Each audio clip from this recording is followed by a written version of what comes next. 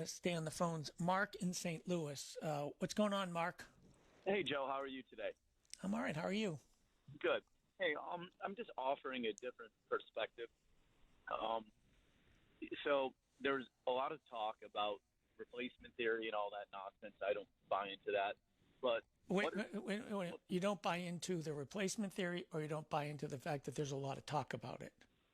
I just want to the clarify. replacement theory itself, Yeah, that's nonsense, yeah, right? yeah. So, It's not nonsense. The problem is it's a real theory that a lot of people believe in, including a lot of ranking Republicans. That's a scary thing, Mark. Anyways, go on. right, sure.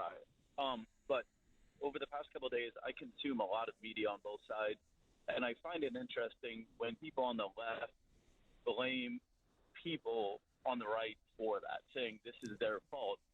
But I flip the side around and say, what if someone had some mental disconnect as well on the left, and they go after people who participated in January 6th? What happens if they go after Mitch McConnell? What happens if they go after Trump?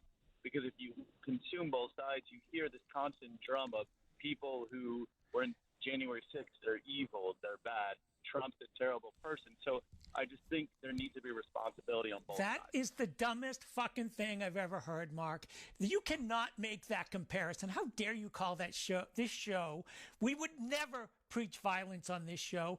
We believe in the system of government. We want those people prosecuted, and that's what's happening. We don't spew violence. We don't spew hatred. We don't spew it the way they do. There is a death toll associated with the rhetoric that Republicans are using, Mark. Get that through your head. I can't even believe you had the audacity. Goodbye. What an asshole. But that's so typical of the right. That's what they do. I consume a lot of news. I'm really objective here. Bullshit. It's like, what do you think we are, stupid? My God.